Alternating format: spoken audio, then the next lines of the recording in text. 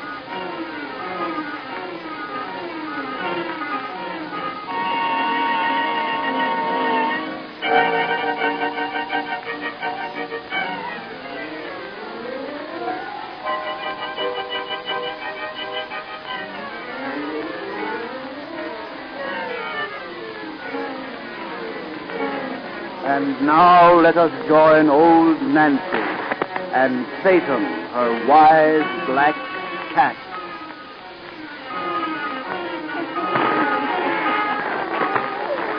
123-year-old I do today.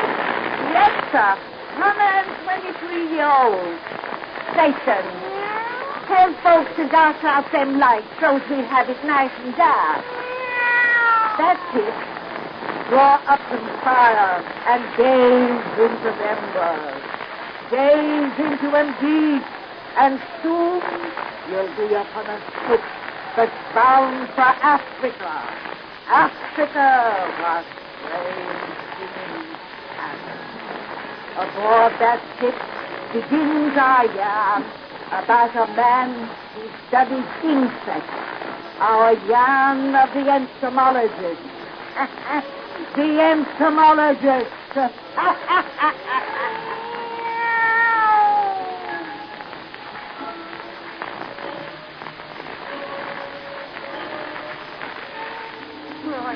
I've never known you to acquire such a sudden dislike for anyone before. Yet only a few days ago, when you learned Dr. Sternoff was on this boat, you could hardly wait until you were presented to him. I know. He's probably the greatest entomologist in the world. It's an honor for a mere journeyman bug hunter like myself to have him even say good morning when he passes, but Edith, the man gives me the shivers. That body of his that seems all arms and legs, and the black whiskers, he reminds me of some tremendous spider. Maybe that's what happens to men who study insects. They grow to look like them. My goodness, Roy. When you reach his age, you may resemble a... what is the bug you specialize on? My future safe. I go in for butterflies. Then how attractive you'll be at 50. If a little flighty. Oh, but seriously, I think your prejudice concerning Dr. Sternoff is absurd. I rather like him. You show it. Why shouldn't I? His offer to escort me to Rogers' plantation from Cape Town places me rather deeply in his debt. You cabled your brother not to meet you, that you were going to make the trip with Dr. Sternoff? Yes. It'll save Roger a difficult journey from what he's written me of the traveling facilities in his part of Africa. And as Dr. Sternoff's own headquarters is so close to the plantation, it becomes a natural neighborly arrangement. Edith, will you let me take you to your brother's place when we reach Cape Town? Why, boy, you're going to Natal, you said. Roger is in Tomorrowland. Well, I can study insect life there as well as in Natal, and I'd like to meet your brother, and, you know the real reason. Oh. The same reason that I followed you aboard this boat, that I followed you everywhere during the last 2 years. I'm mad about you, Edith. Turned me down so many times, I'm not going to ask you to marry me again now, but I'm not going to let you go traipsing around Africa with anyone like Sternoff. Oh, are you jealous of a man twice your age? No, I'm not, but I don't like the way he looks at you. I'm not going to have you alone with him. I'm going to take you to Tomorrowland myself. Oh, Roy. Eventually, I suppose I'll have to marry you. The parent, I can't lose you. You only would marry me, but I'm not going to ask you again. It seems so useless. You never tried asking me under such romantic conditions as this. Starry night, The deck of a ship, wild waves singing, dreary roads, the surroundings are ideal. Stop making fun of me. Well, if you won't propose, I can't make you. I'm tired of hearing you say no. I'm tired of saying no. Huh? Edith. Will you marry me? Yes. What? Uh-huh. Oh, my. Edith, you really mean it. I do. Edith. But I'll change my mind unless you quit staring and kiss me within the next half second. Oh, Edith. Darling. Oh, sweetheart. Good evening. What? No. Doctor. It seems that I intrude at an unwelcome moment. Excuse me. Oh, wait, Doctor. For the sake of retaining your good opinion, let me explain that I don't make it a habit to let men kiss me, unless my hair. Dr. Sternoff, Miss Gardner has just honored me by promising Don't be tilted, Roy. I've just decided, Doctor, that Mr. Bolton will make me a fairly good husband. So we've just become engaged. Mr. Bolton is to be congratulated. I envy him greatly. Thank you. Now, since you have Dr. Sternoff to talk to, I'm going to leave you, Roy, and go there. Oh, Edith. I'm tired. With the prospect of matrimony staring her in the face, a girl needs solitude and rest. Well, I'll take you to your stateroom. No, I want to be rid of you now. See you in the morning. Good night. Good night, Miss Good night, Gardner. Edith. A very fine girl, your fiancée. Very. I think I'll go to my cabin, too. Good night, Doctor. Do not hurry away, Mr. Bolton. Suppose we talk a while. When do you and Miss Gardner plan to be married? We haven't discussed that yet. You will take time, I hope. Affairs of such importance should not be rushed into. Perhaps you will wait until after you conclude your studies in Natal. I've decided not to go to Natal. I'm taking Miss Gardner to her brother's. That is a pleasure I had looked forward to. Since we shall all be going to the same part of the country, I suppose there's no reason why we shouldn't all take the trip together. No, except that I had counted on Miss Gardner's company alone. Sorry to have disarranged your plans. It is unfortunate that you have. I do not like my plans disarranged. I don't like your tone, Doctor. Just what do you mean? Suppose I hear your views on my probable meaning. All right, I'll give them to you. If you think I haven't noticed the way you followed Miss Gardner around ever since we came aboard this ship, you're crazy. And I don't like the way you keep looking at her. As though she were some specimen you were tracking down. I don't like anything about you, Doctor, since you've asked for it. And I want you to keep away from my future wife. You are so candid, I shall be equally so. I enjoy the society of your future wife. And as the future is such an unknown quantity, I do not intend to keep away. Also, as an entomologist yourself, you must have heard that I seldom track down a specimen in vain. Why, you think... I think your engagement to Miss Gardner is a mistake. One that may be rectified before marriage, before you leave the ship. Good night, Mr. Bolton.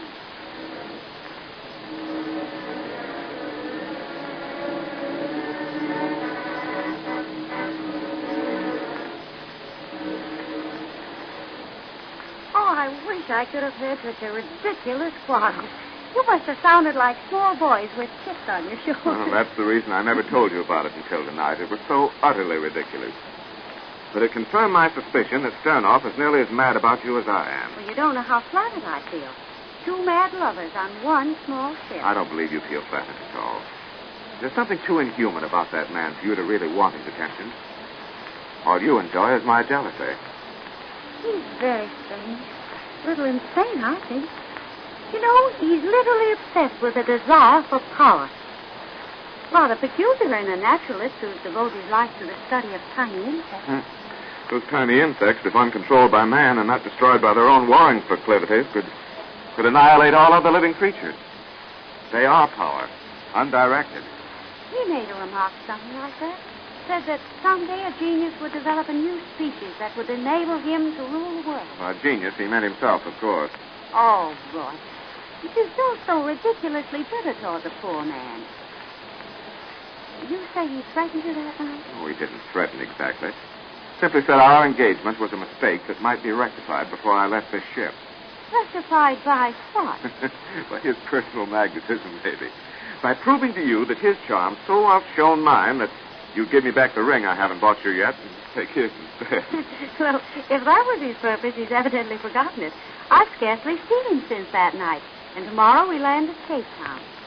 Which reminds me, there's packing still to be Oh, done. don't go in yet. Oh, I must. There's so many things to get together. And I'm sleeping anyway.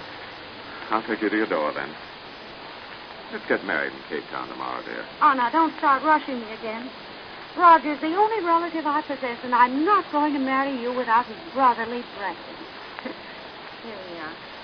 Good night, dear. Sweet. Roger, oh, let me go before someone comes around the corner. Good night, Kate.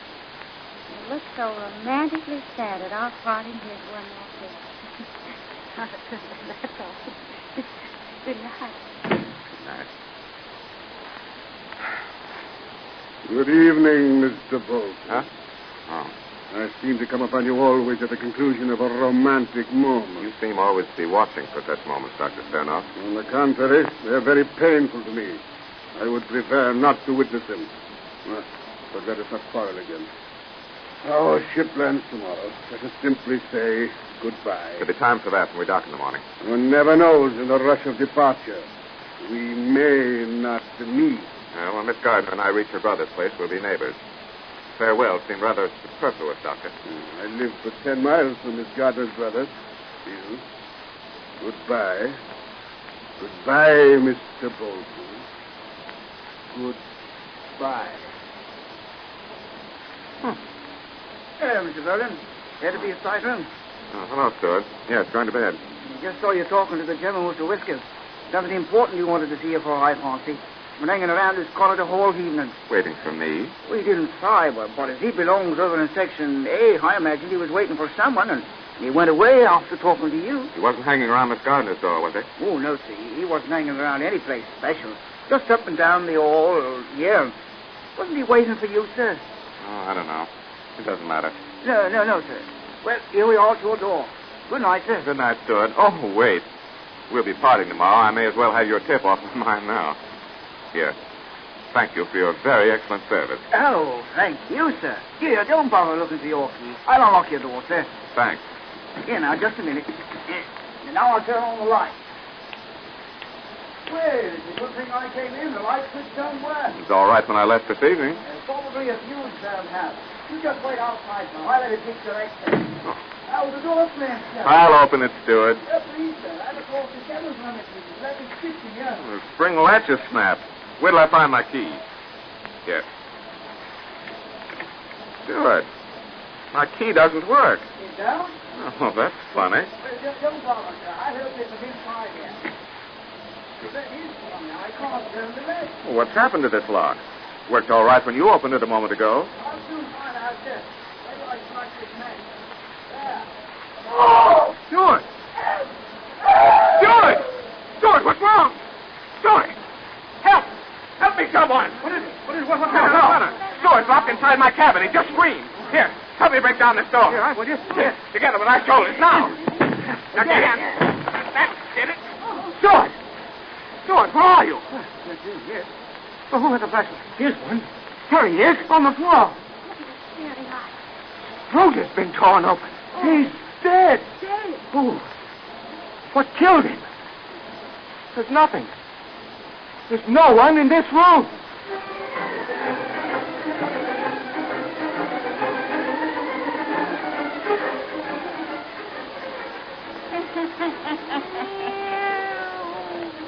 What do you think killed the steward, Satan? That's right. The families didn't understand what Satan said. Will have to come see us next time I have a birthday. And then we'll spin you the rest of our yarn about the entomologist. The entomologist.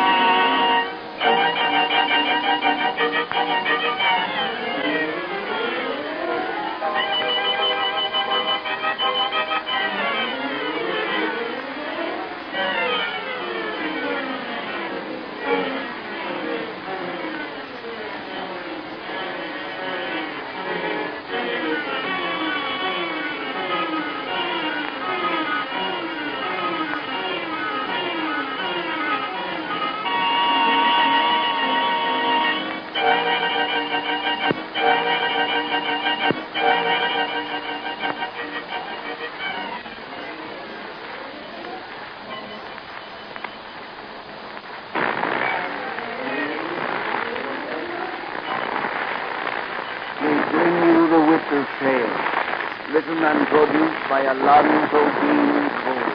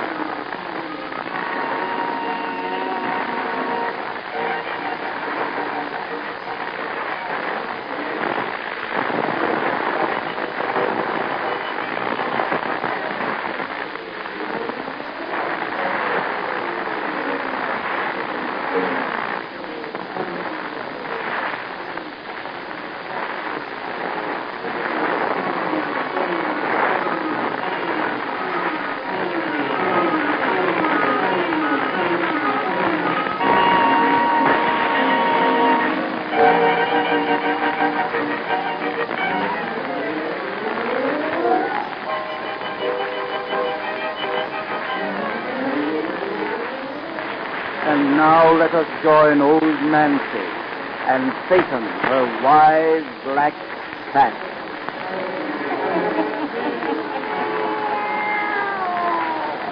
Hannah and 9-year-old I be today. Yes, sir. Hannah and 9-year-old. Now douse out them lights and we go on with that perfect story we begun last time you was here. Where we leave off, Satan? Oh, yes. We told how them two scientists who studied insects was both in love with the same girl, and how she naturally preferred the youngest and best looking, which made the other fella kind of mad. Well, sir, they was all aboard a ship bound for Africa. And on the night before they landed, a steward on the boat went into the young fella's cabin just ahead of him and was very mysteriously ill. Now draw up to the fire and gaze into the embers. Gaze into them deep, and soon we'll be in an African jungle. For that's why we picked up our story now. And soon you'll hear more about the entomologist. The entomologist.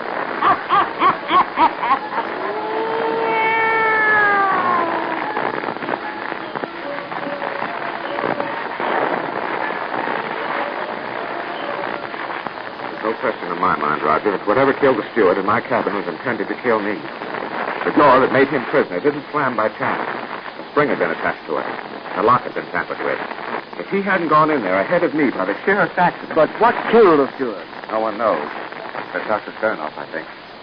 If he was with the captain at the time it happened, so had a perfect alibi. You say there was no way for anyone to get out of the cabin except through the single door? No, and nothing came out that way. One of the portholes was open, but no man or animal could have escaped through it. Unless they could scale smooth horizontal walls like a slide, they'd have had to drop into the sea. The steward's throat was torn. No, it wasn't torn exactly. It was as though something had bitten him there. Something poisonous, for it killed instantly, and the wound was frightfully inflamed. Yet if the bite was made by an animal, it was one of an entirely unknown species. I've seen two such wounds as you described. You have? Yes. I didn't want to talk any more about this before either. That's why I suggested we walk out here in the bush tonight. He's upset enough about the whole thing as it is. He refuses to believe that Dr. Sternoff had anything to do with it. Why, she'd have made this trip up here with his party if I hadn't absolutely insisted we come by ourselves. I don't share my sister's trust of Sternoff. You say you've seen two similar wounds to that which killed the steward? Yes, on black boys in the vicinity of Sternoff's place. Only whatever bit them was not frightened away as easily and as soon as your steward's case. But when found, every drop of blood had been drained from their dead bodies. What on earth? The natives ascribed the death to vampires. That's ridiculous. Nothing is ridiculous in Africa. The blacks say Sternoff set the vampires on the men. They call him the devil doctor around here. I'll be glad when Edith and I are married tomorrow and on our way to Natal. I don't want her even in the same province with that man. I'll hate to see you go so soon after your arrival here. But, well, I'll feel a little easier myself. Well, here we are back at the house. The lights are all out. Edith must have gone to bed. We've been talking back there in the bush a long time.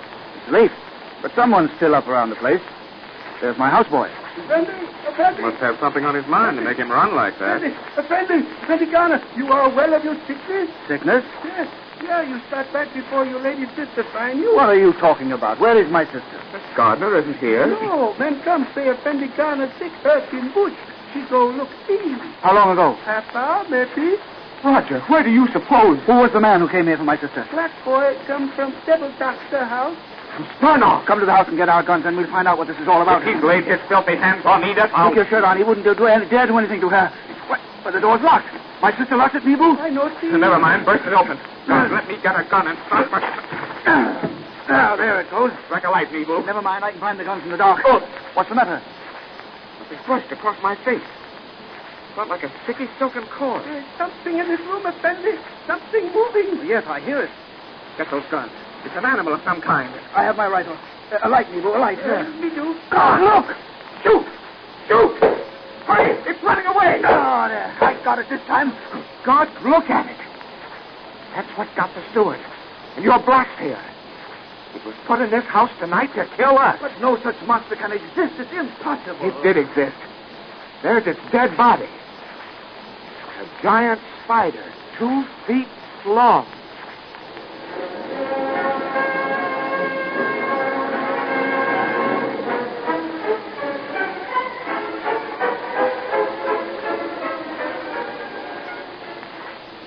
Easy now.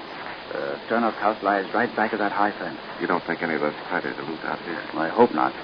God, where did such a monster come from? I think Sternoff made it. Made it? Yes. The man is a scientific genius. I believe he's found a way to increase the size of a small, ordinary spider. I remember a paper he published some years ago hinting at the possibility of such a thing. That cord was thrust across my face with the strand of its web. You hadn't felt that? We'd have stumbled right into it. Then... Don't speak of it. Now I know why the blacks found dead here had been drained of blood. The esophagus of a spider is too small to assimilate solid food. So he sucks the juices of his prey. I'd rather believe the native's vampire theory. More pleasant at that. Just think. Sternoff, the monster who turned loose such things, has Edith in that house. We'll find her safe. He only wants to be rid of us. He's in love with her. The gate's unlocked. Quiet now. He thinks we're dead. We'll get him unaware. He should get the drop on us before. But if he does, Nebu has reached Sumed by this time, and he's on his way here now to constabulary. Sure you can trust Nebu? Absolutely, where harm is promised Dr. Sternoff. One of the blacks that spider killed was Nebu's brother. Come on, hurry. I want to get my hands on Sternoff. He won't escape. He hasn't got a chance. What? Let's go. I have their guns.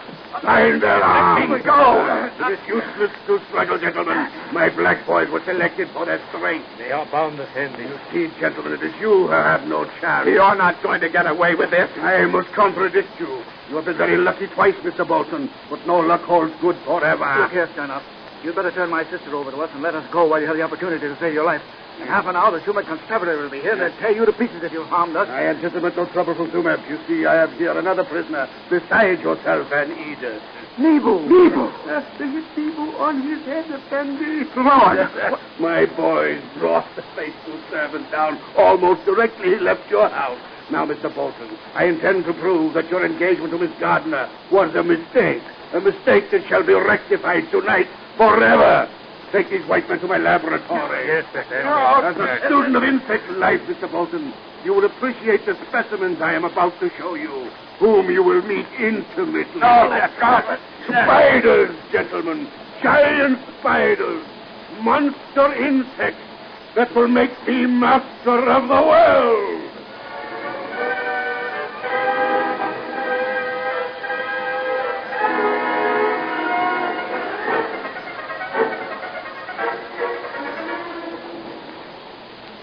Look at them in their cages behind these bars. Spiders. I made them giant. Look at them. Hairy, 8-legged monsters whose poison salsies will kill an elephant. Harmless in their cages now, but soon they'll be swarming about you in this room. You can't. You won't. But I can. I shall. This lever here opens every cage at once. I shall press it just as I myself go out this door to safety. Alfu! Marty! Cut the ropes which bind the white man's hand. Yes, Effendi. I wish your bodies free. Through the glass panel of this door, it will be a better show to see you try to fight my baby. What a rotten beast you are. And he has Edith in this filthy house. Edith is upstairs, quite safe and ignorant of your presence here. She will be ignorant of how you die. She is very fortunate to be chosen for my mate. As I shall be the master, she will be mistress of the world which I will rule by giant insects who are power. You're mad. Even a madman can't go through with it. It's useless, boy. We haven't got a chance. Sternos, if you have a single strain of decency in your carcass before you turn those things upon us, give us a drink. A drink? Yes, whiskey. God, we've got to have something to nerve us before you open those cages. Oh, don't ask that swine for anything, Roger. Let him pull his lever and get it over. No. I can't bear to think of those spiders coming at us. I'll go crazy, Sternos. So I won't know what's happening. I'll cheat you out of your show. Whiskey, Sternos, whiskey. The least you can do is grant me that. The brother of my future mate has a streak of yellow. Bring them whiskey. Yes, it is. Not from me. I want nothing from you. Whiskey for me. Whiskey, for God's sake. Give it to him. Here, Effendi. Thanks. Get out, you black, so you won't see a white man whine. We go, Effendi. This boy, Nibu. Rocky has him secure outside. Nibu cannot get away, Effendi. Get out, both of you. White man now on bound.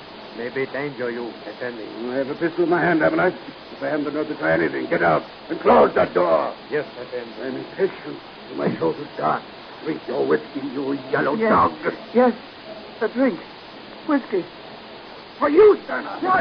I just wanted to drink, but I saw it in your eyes. Oh, blind! I can't see it. Where's this pistol, Roy? I've already got it.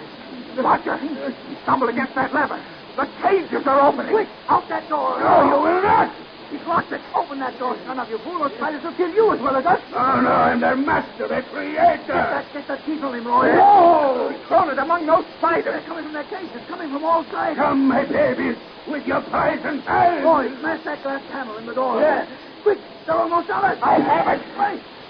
There's Nibu outside.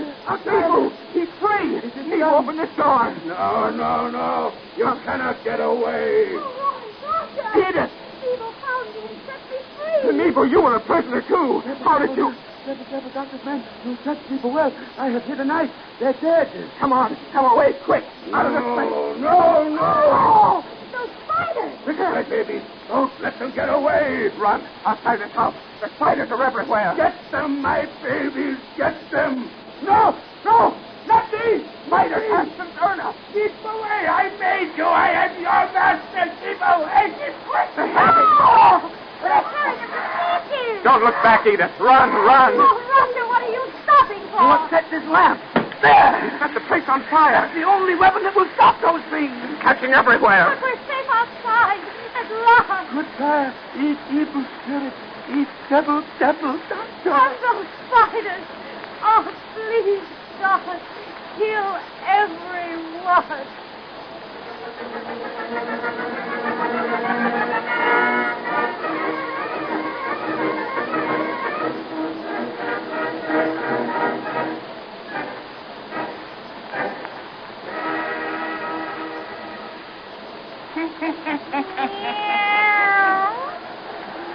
Satan and me's just bitten that if you ever goes to Africa after hearing this Percy yarn, he'll take along a can of insect powder.